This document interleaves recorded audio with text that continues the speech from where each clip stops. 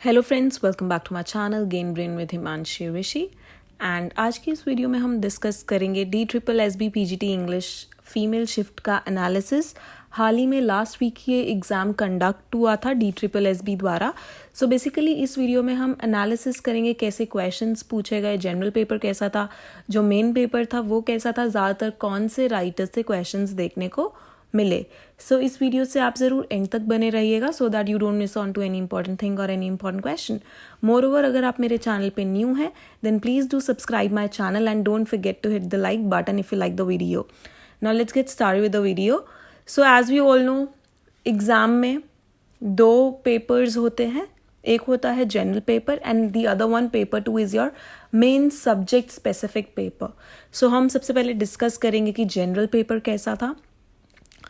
General paper था easy to moderate. अच्छा, इससे पहले मैंने मेल शिफ्ट के एनालिसिस की भी वीडियो बनाई थी। जिन लोगों ने वो वीडियो देखी है, बेसिकली पेपर एकदम मेल शिफ्ट से मिलता जुलता था। सो ज़्यादा डिफरेंस नहीं था। हिंदी में जैसे क्वेश्चंस मेल में देखने को मिले जनरल हिंदी में, वैसे ही काफ़ी सिमिलर क्वेश्चंस फीमेल शिफ्ट में भी देखने को मिले। सो जनरल शिफ्ट का जो पेपर था वो इजी टू मॉडरेट था। सबसे पहले थी रीजनिंग बहुत, हम बोल सकते हैं काफ़ी इजी थी।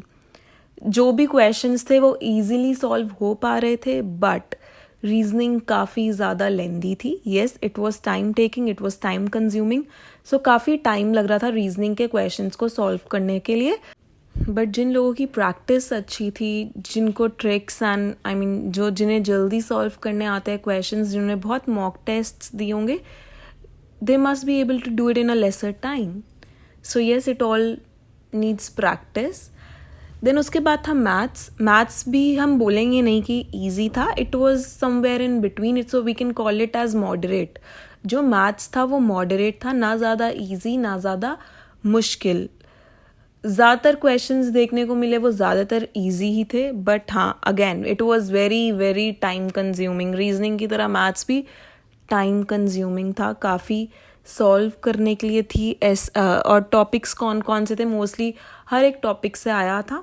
प्रॉफिट एंड लॉस के 2 से 3 क्वेश्चंस थे। Then compound interest, simple interest 2 questions थे। Rectangle area, cylinder.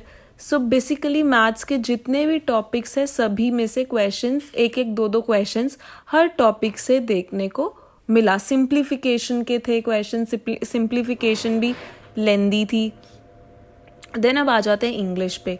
इंग्लिश हमारी मॉडरेट थी, again not very easy, not very lengthy, but yes it was time consuming. ठीक है, सो जनरल पेपर पूरा ही टाइम कंज्यूमिंग था, although it was not difficult, but yes it was very time taking. अब Hindi male section की भी, mail shift की भी बहुत डिफ़िकल्ट थी, और बहुत तो नहीं बोलेंगे but yes it was not easy, it was difficult. Female में भी जो हिंदी सेक्शन देखने को मिला 20 नंबर का, वो भी डिफ़िकल्ट था। क्वेश्चंस अगेन अलंकार से 2 क्वेश्चंस थे। छंद पूछा गया था, छंद इज़ अ डिफ़िकल्ट टॉपिक। मैंने मेल शिफ्ट के लिए भी बताया था, छंद और अलंकार आए थे। सो जिन बच्चों ने वो वीडियो देखी होगी, अगर उन्होंने ये पढ़ के गए होंगे, so they would have they would be able to do it in in time.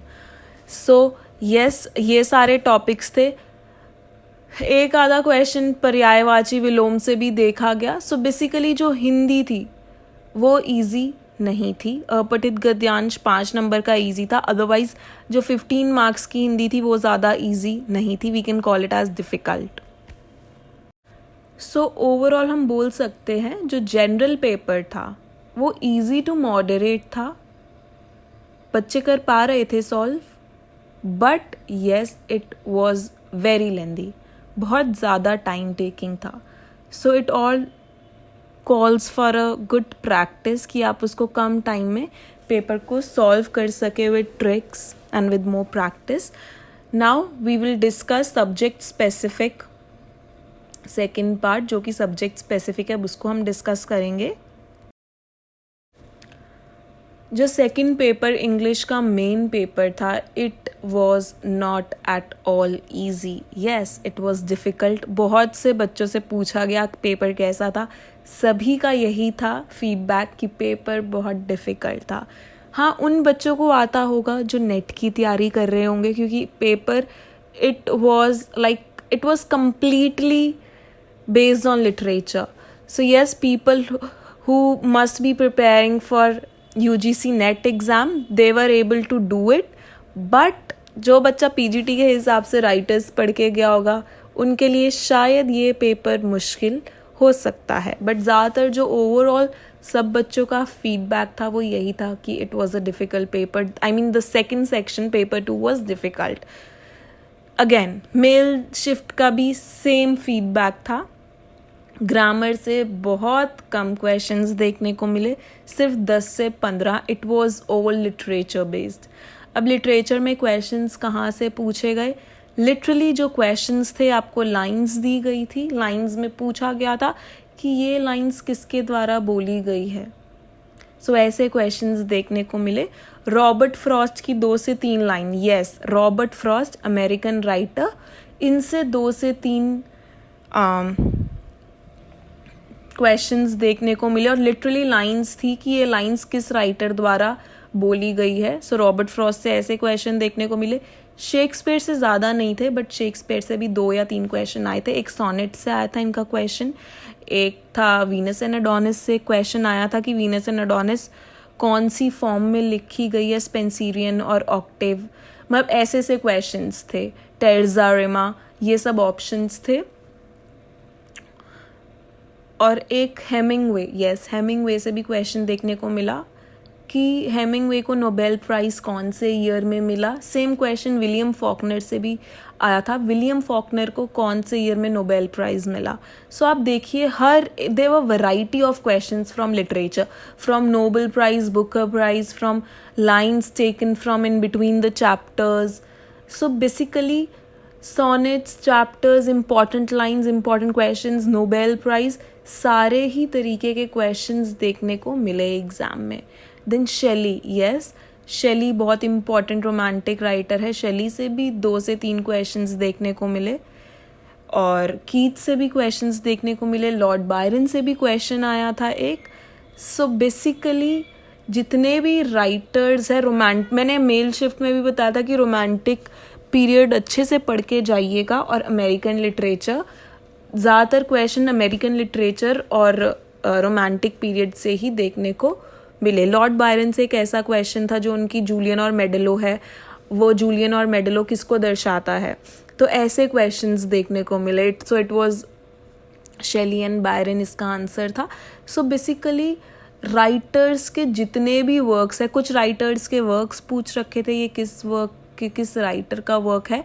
और वर्ल्ड लिटरेचर से भी ज़्यादा क्वेश्चन नहीं, बट आ रखे थे क्वेश्चन.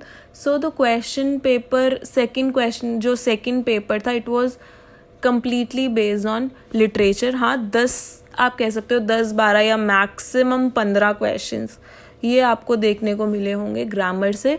और जो ग्रामर भी था वो क्लॉजेस से था ज़्यादातर सेक्शन. ठीक है, PQRS वाले क्वेश्चन थे, ग्रामर था, टेंसेस के 1-2 क्वेश्चन होंगे. सो ग्रामर भी बहुत इजी नहीं था, let me tell you. Grammar भी हाई लेवल का था. देन लिटरेचर तो बहुत ज़्यादा हाई लेवल की थी. People who must be preparing for UGC NET, they were able to do it, I know. Then pedagogy थी जो 20 नंबर की, yes, it was easy. But pedagogy तक बच्चे आई एम श्योर पहुँच ही नहीं पाए होंगे क्योंकि पेपर बहुत ज़्यादा लेंदी था. जो सेकंड पेपर का अनसीन पैसेज था, again it was time taking. सारा टाइम तो बच्चों का इतना 1.5-2 घंटे तो I am sure paper 1 mostly सभी को ही आता था, बट जो बच्चे कर रहे होंगे उनका ज़्यादातर टाइम पेपर 1 में निकल गया. बट जैसे ही वो आगे गए उन्होंने देखा जो सेकंड पेपर है वो भी उतना ही लेंदी है जितना पेपर 1 लेंदी था. सो यस, जो सेकंड पेपर था वो डिफ़िकल्ट भी था और वो लेंदी भी था. सो हम ये नहीं कहेंगे कि पेपर बहुत ज़्यादा मुश्किल था, पेपर इजी बोल सकते हैं. फर्स्ट पेपर में बच्चे बहुत अच्छे नंबर ले जाएंगे, बट येस, अगर आपकी लिटरेचर पॉइंट पे है, if it is on your tips, तो आपको कुछ सेकंड्स ही लगते हैं क्वेश्चन रीड करने में और उसे टिक करने में, उसे सिलेक्ट करने में आंसर. सो आप अपना PGT की अगर आप तैयारी कर रहे हैं, आप लिटरेचर अपना सेक्शन स्ट्रॉन्ग करिए बिकॉज ज़्यादातर क्वेश्चन पिछली बार भी पीजीटी से, यस, चौसर से भी क्वेश्चन देखने को मिले, 3 से 4 क्वेश्चन चौसर से देखने को मिले. सो यस, आप अपना लिटरेचर को स्ट्रॉन्ग करिए.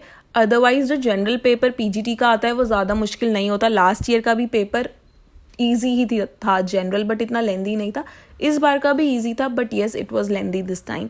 सो प्रैक्टिस करिए. It calls for more and more practice, more and more mock test and more literature practice for PGT English exam. I hope आपको ये वीडियो अच्छी लगी होगी. अगर अच्छी लगी होगी, please do hit the like button. Thank you for watching the video. Have a great day.